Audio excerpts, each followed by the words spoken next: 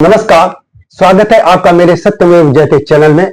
और मेरे साथ हैं हिंदुस्तान समाचार न्यूज एजेंसी के कार्यकारी संपादक और इससे पहले जनसत्ता के मेट्रो एडिटर रहे मनोज मिश्रा जी। आपका स्वागत है।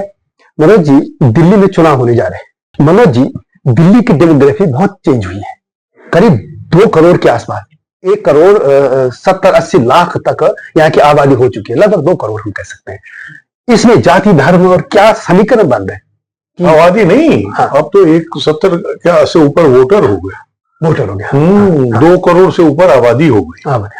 अब डेमोग्राफी 2006 में डिलिमिटेशन हुआ था, हाँ। सीटों का हेरा फेरी बदलाव काफी हुआ था। कोशिश की गई थी कि असल में जो सेंट्रल दिल्ली है, हाँ। नई दिल्ली, चांदनी चौक जिसको हम करोड़बाग कहते हैं, हाँ। उसके इलाके में आबादी घटी थी, हाँ। प्रोपोर्शनेट में, और बाहरी दिल्ली और पूर्वी दिल्ली में बढ़ी थी, हाँ। तो समान करने के लिए 70 बनाया गया, 70 विधानसभाओं में उसको बराबर बांटा गया, हाँ।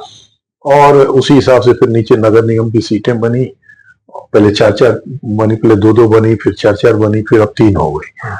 तो उसी हिसाब से की गई। तो उस समय जो हम लोग मान के चल रहे थे, हाँ। उस समय था कि दलित जो है वो 18%, ठीक। अब वो डिलिमिटेशन के बाद वो दलित घट के 17% हो गए, 1% घट गए, हाँ। और अल्पसंख्यक जो मुसलमान जो 12% थे वो घट के बढ़ के 15-16% हो गए, हाँ।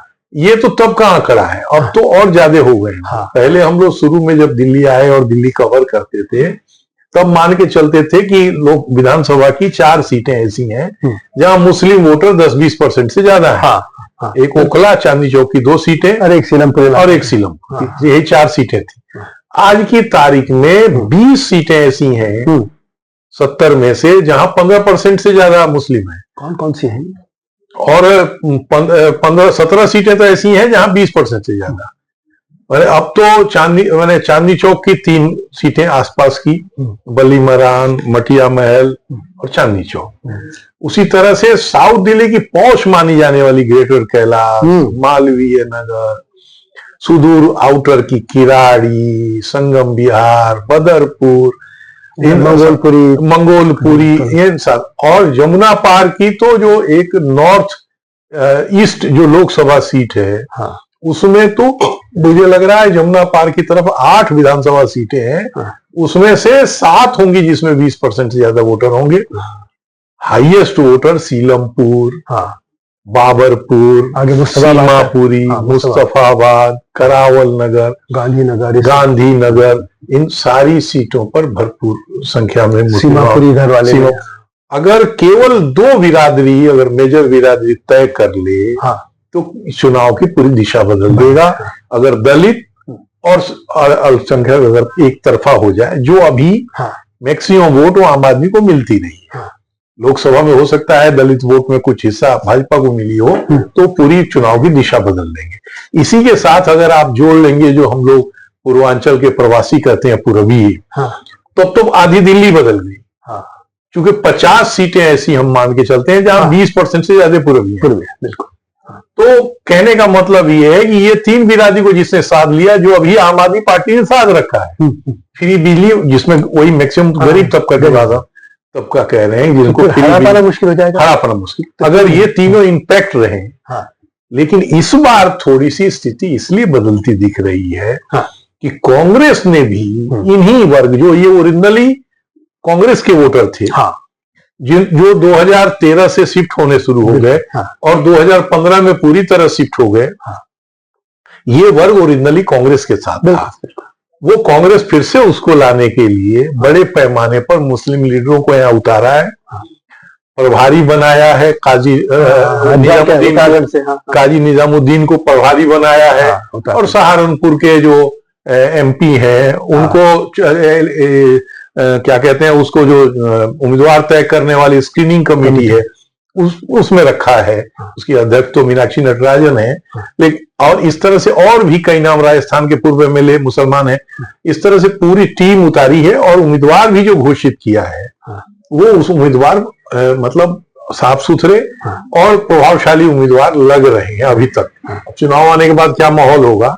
यदि कांग्रेस जीते भी नहीं, अच्छा वोट ले गई, तो भी आम आदमी पर फर्क पड़ेगा, ये वो समझ रहे हैं। इसीलिए उन्होंने अभी ग्रंथियों की फलना ढेकाना जो करना शुरू किया है। हाँ। और संजीवनी योजना और ये सब, ये उनको एहसास हो रहा है कि कांग्रेस को इस चुनाव में 4.5% पर रोकना हाँ।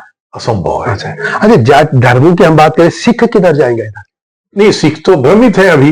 मैंने अभी तक तो सिख ये था कि एंटी कांग्रेस को वोट करते थे। हाँ, हाँ। आम आदमी पार्टी पंजाब में है तो उसको वोट किया। हाँ। एक तो दिल्ली में एक ही दो कंस्टिट्यूंसी है जहां बहुत सारे फैक्टर हैं, पर फिर भी थोड़ा लेकिन इस चुनाव में मुझे लग रहा है आम आदमी पार्टी से ज्यादा भाजपा को वोट करेंगे। अच्छा, यदि हम क्षेत्र के हिसाब से देखें, जैसे पूर्वांचल, बिहार, उसमें दो तरह के लोग, एक अपर कास्ट है, एक तो वो ये तो है, यही डिवीजन होता जा रहा है। जो अपर कास्ट है वो भाजपा के साथ है। उत्तराखंड का भी, उत्तराखंड का तो खैर मैक्सिमम बीजेपी के साथ थोड़े से वर्ग है। हाँ। जो और यहाँ के गांव के लोग किधर जा रहे हैं? गांव में कंफ्यूजन है।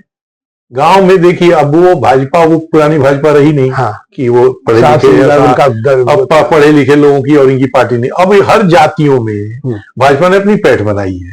यहाँ भी एक गुजर एमपी बना दिया, जाट एमपी बना दिया, तो और यादव नेता है, मंत्री कई, तो इसलिए वो तमाम तरह का। बनिया की तरह, बनिया कंफ्यूजिंग है। कनिया दोनों तरफ है। बनिया अभी आम आदमी पार्टी के साथ भी है। हाँ। लेकिन मेरे हिसाब से मेजर जो है वो भाजपा के साथ ही होंगे। भाजपा का वोट बैंक 39% तक गया था पिछले चुनाव में। हाँ। और उनका जो बेस वोट है वो हम लोग मान के चलते हैं 34-35% है, जो उससे कम किसी चुनाव में आया ही नहीं, उन्हें बुरे हाल में भी। हाँ। तो वो तो रहेगा, उनके वोट बैंक 39 के 44 हो जाए, 45 हो जाए, वो तो मैटर रखता ही है। चूंकि जो चुनाव ये जीते थे 1993 में, उस चुनाव में भी ने 44% वोट, 43% था। तो इसलिए उनको अपने वोट से ज्यादा उस चुनाव में जीत का एक कारण ये था कि जनता दल को 4 सीटें और 18% वोट मिले थे। अगर इस तरह से कांग्रेस को उसकी सीटें बढ़ गई, कुछ सीटें मिल गई और वोट बढ़ गया, तो निश्चित रूप से आम आदमी पार्टी हारेगी। या इतना तो श्योर है कि आम आदमी पार्टी को वो रिजल्ट नहीं मिलेगा जो 2020 में देगा। इसमें अब एक और सवाल कि बीजेपी का यहाँ पे आपको क्या कमियां लग रही को केजरीवाल को डिफीट नहीं कर पा रहे? नहीं, जो सबसे पहली बात जो मैंने ये कही कि वही केजरीवाल की जो एक छवि बनी है, हाँ। कट्टर ईमानदार वाली बनाई गई है, उसको ध्वस्त और होना चाहिए। ये भाजपा का काम है। ऑफेंसिव ना हो, हाँ। मैंने ये डिफेंसिव ना हो, वो ऑफेंसिव हो, हाँ। उनको तोड़ने में लगे। हाँ। नंबर एक। दूसरा, उनको अब तक मैं लीडर घोषित कर देना था। हाँ। कि किसके लीडरशिप में चुनाव लड़ेंगे, हाँ। मुख्यमंत्री कौन होगा। तीसरा, कैंडिडेट दे देना था। वैसे अभी चुनाव की घोषणा ही नहीं हुई है, हाँ। लेकिन कैंडिडेट भी दे देना, चूंकि हाँ। आने वाली थी उनकी। पहले चुनाव उम्मीदवार घोषित करने में खतरा भी होता है। हाँ। खतरा ये है कि फिर आपको उम्मीदवार बदलने पड़ते हैं कई जगह, जैसे एक आध जगह आम आदमी ने बदला और भी बदल सकते हैं, कांग्रेस में भी ये चलेगा, तो ये खतरा है। लेकिन लाभ ये होता है कि जो उम्मीदवार है वो काम करना शुरू कर देता है, लोगों के बीच जाना, लोगों से संपर्क करना। तो अभी तो चुनाव में मैंने अगर आपको स्वतंत्र राय कहें तो अभी यही तो अरविंद केजरीवाल की है। इसमें दो मत नहीं है। नंबर 1 अभी आगे, नंबर 1 वही अभी चल रहा है। लेकिन वो 2020 और 2015 दोहरा पाएंगे, ऐसा कतई नहीं। अच्छा, जो आप तक के मुख्यमंत्री में से ये किस स्थान पे आपको लगता है? खुराना जी, शाह सिंह वर्मा जी, सुषमा स्वराज, उनको तो कम टाइम मिला, शीला दीक्षित यही है। अब फिर केजरीवाल, आतिशी का भी क्या गिनना है? ये जो मुख्य तौर पे केजरीवाल की पॉपुलैरिटी का कहेंगे तो मतलब शीला दीक्षित के बाद इनका नंबर था ही, खुराना का भी, हाँ, खुराना जी का भी था। लेकिन ये है कि इनको जितना लंबा समय मिला उतना ये उसका कैनवास बढ़ा नहीं पाए। जैसे शीला दीक्षित ने मुख्यमंत्री के पद को छोटा कर दिया। शीला दीक्षित ने अपने परफॉर्मेंस से अपना कद बहुत बड़ा कर लिया। उस तरह से ये स्थिति इन्होंने की नहीं। भाई इन्हीं अधिकारों में शीला दीक्षित ने वो सब किए जो चाहती थी।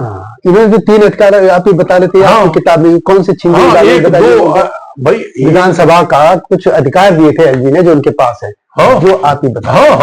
मैंने वो तो नहीं, लैंड, लॉ एंड ऑर्डर और एलजी हाउस, इन 3 छोड़ के बाकी सारे अधिकार इनके पास है। 66 विषय होते हैं। कह रहा था कि विधानसभा में जब सवाल पूछे जाते थे उसमें डीडीए, पुलिस और ये सवाल भी पूछे जाते थे, अधिकार दे दिए थे। नहीं, एलजी ने दे दिया, हाँ, कि आप झगड़ा करके वापस ले उन्होंने कहा कि अब हम क्यों भाई, पुलिस कमिश्नर, डीडीए, वीसी, हर जिस दिन सवाल होता था इन विभाग का उस दिन वहां होते थे। अब वो कोई नहीं होता, अब निर्दल हो गया, मतलब अंकुश लगता है प्रश्नकाल। नहीं, प्रश्नकाल ही इन्होंने खत्म कर दिया। ये तो सत्र ही अवसान नहीं करते, नया सत्र ही नहीं शुरू करते। कैग की जो रिपोर्ट वो रखने को तैयार नहीं, जो शुरू में सबसे लगाना चाहते हो, चूंकि उस कैग ने खिलाफ लिखा है सब चीजें। इनका आरोप है कि जिनके बीजेपी ने बनाई है। बीजेपी कैसे बनाई? कैग एक अलग चीज संस्था है। कैग तो बिल्कुल दूसरा सरकार जो उस पर उंगली उठाती है। नहीं, कैग जो है उसका काम ही है कमी ढूंढना। भाई वो तो सनातन काल से, जब से आजादी मिली या जब से कैग बना है, तब से उसका काम ही है सरकार की कमी ढूंढना। भाई वो पब्लिक के लिए, जो पब्लिक के पैसे हैं वो कहाँ गया इसका ब्यौरा इकट्ठा करती है। उसमें तो उसका काम ही है कि इनकी कमी ढूंढना। योजनाएं कहाँ लेट हुई, नहीं, ये तो बेकार बातें करते हैं। कैग बाही करने के लिए तो है ही नहीं। उसका यही बेसिक ही काम है कि वो ढूंढती है कमी की। भाई 100 रुपया अगर सरकार को दिया गया बिजली लगाने के लिए, तो उसमें कितने की बिजली लगी? 50 की लगी, 60 की लगी, 100 की 100 लगी। वो तो ये तो फालतू की बातें हैं। और ये खुद हल्ला करते थे कि हम ऑडिट कराएंगे बिजली का, और अप्लाई नहीं करने का। ये तो वही यही सब चीजें अब एक्सपोज हो रही है। लेकिन भाजपा और कांग्रेस ढंग से इसको एक्सपोज नहीं कर पा रही है कि ये स्थिति में हो जाए कि ये प्रचार न कर पाए। अगर इनको ढंग से एक्सपोज लोग करने लगे तो ये चुनाव प्रचार न कर पाए अपना। क्योंकि जो ये वायदे आप बताइए, खुद आप कह रहे हैं कि हम इन 3 चीजों को नहीं कर पाए, अगली बार कर पाएंगे। भाई क्या ऐसा क्या मतलब? और टाइम दे दो, फिर और टाइम दे दो। ये तो अच्छा, इनका जो प्रचार का तरीका आ रहा है कि मेरा केजरीवाल ईमानदार, हर नेता लगा रहा, उसके अलावा कुछ और टिके नहीं, मेरा भाई केजरीवाल, ये क्या है? नहीं, वो तो ये होता नहीं है, साइकोलॉजिकल असर पड़ेगा। हाँ, नहीं, ये खुद अपनी साइकोलॉजी पीड़ित है। बार बार जैसे कोई आदमी कहे ना कि मैं चोर नहीं हूं, मैं चोर नहीं हूं, इसका मतलब वो चोर है। आपको कहने की क्या जरूरत है? आप व्यवहार में दिखाए ना। भाई डॉक्टर मनमोहन सिंह ने कभी नहीं कहा कि मैं ईमानदार हूँ, कभी नहीं कहा, कभी नहीं कहा। तो 10 सालों रिपोर्टिंग, तो अब आप उन्होंने एक स्पॉट अपने बनाई लगने दी। एक कोयला घोटाले का आरोप लगा सरकार पर, मनमोहन सिंह बनाई लगा। तो सुनेगा, और सारे सर्वोच्च पद जितने हो सकते हैं उस आदमी ने हासिल किए। भाई एक गरीब घर का बच्चा ऑक्सफोर्ड और कैम्ब्रिज से पढ़ाई किया और हिंदुस्तान का सब पदों पर रहा और अपनी केवल पढ़ाई के बल पर आगे बढ़ता चला गया। अच्छा, एक और चीज मैं बहुत जानना चाहता हूँ। वैसे तो क्वालिफिकेशन मेरे पास भी बहुत है, क्या क्वालिफिकेशन से ऐसा ये कहते हैं केजरीवाल कि मैं IIT हूँ, ये इतना अहंकार क्योंकि मैं पॉलिटिक्स में ये जरूरी होता है? नहीं, कतई नहीं जरूरी। एजुकेशन का तो कोई मतलब नहीं। जी नहीं, कामराज तो अनपढ़ थे। उनको न हिंदी आती थी न अंग्रेजी आती थी। और आज तक कामराज योजना की जाती है कि सारे प्रदेशों का जो रिसफलिंग हुई है कांग्रेस लीडरशिप में, वो कामराज की प्लानिंग थी। एक और सवाल है मेरा थोड़ा सा और, कि जो भी मेरा ये मानना है कि जो नेता हो उसके पास जो लोग जाए उनको ढंग से बात करे, व्यवहार कुशल हो और उनके दरवाजे खुले होना चाहिए। दिल्ली अब तक यही होता रहा। क्या इनके दरवाजे घर के खुले? सवाल ही नहीं, कोई जा ही नहीं सकता। हम आप जा ही नहीं सकते तो पब्लिक कहां से जाएगी? शीला दीक्षित हो, जो जाते थे। एक और कल ही मैं अपने यहाँ उत्तराखंड की बात करूंगा, कोश्यारी जी के यहाँ बैठा था। अब उनका क्या लेना, मतलब अब उन्होंने भाजपा की संस्था भी नहीं, आज एक मेरे चैनल में, लेकिन आज भी उनके लोग, कल देखा मैं 150 लोग मिलने आए। हरीश रावत आज भी कई हारे वगैरह वगैरह, उनके यहाँ लोग मिलते ही रहते हैं क्योंकि वो जब सीट पे थे दोनों, काम करना अलग चीज है, उनकी पॉलिसीज की अलग बात है, ये अलग अच्छा क्या हुआ। मैं व्यवहार की बात कर रहा हूँ कि लोग इनसे मिलते इसलिए थे कि जब ये सीट में थे तब से कमरे में हाथ रख लिया, मीठा बोल दिया और खुले रहते, आओ बैठो चाहे, इतना करते थे। क्या ये नेता गुण इसमें व्यक्ति सवाल ही एक IIT के पढ़े मनोहर पर्रिकर की मैं बात कहूंगा, बीजेपी का एक सम्मेलन बहुत, हाँ, हम होटल में थे तो अचानक लोग भीड़ होती, अरे कहाँ जा रहे, बोला वो आए थे स्कूटर में, सीएम। खैर जब हम गए तब तक मिलके जा भी चुके, हमें लेट मिली, तो वो स्कूटर में आया। जहां बाहर दिल्ली से गए थे जर्नलिस्ट, उन लोगों से मिले जिनको सूचना मिलता है जल्दी मिलता है। तो क्या केजरीवाल ऐसा करते नहीं है? उन्होंने कभी नहीं कहा होगा कि मैं बड़ा ईमानदार हूँ ना, कभी ब्रिलियंट आदमी थे। तो ये आखिर दिल्ली का ये क्या कहें कि इनको कैसा सीएम मिला है? ये तो ऐसे ही है, तो जबरदस्ती। ये थे मनोज मिश्र जी, आपका स्वागत था और धन्यवाद हमारे चैनल में। चैनल को सब्सक्राइब अवश्य कीजिएगा। आपको यदि मेरी वीडियो पसंद आती तो लाइक भी कीजिए, शेयर भी कीजिए और जल्दी आऊंगा नई स्टोरी के साथ। तब तक नमस्कार। हिमालय पे पेड़ हो तो गीत गाएंगी नदियाँ, गीत गाएंगी नदियाँ। पेड़ों पे चिड़िया है तो गीत गाएंगी नदियाँ, पेड़ों पे चिड़िया है तो गीत गाएंगी नदियाँ। माँ की लोरी जैसे होते हैं नदियों के गीत।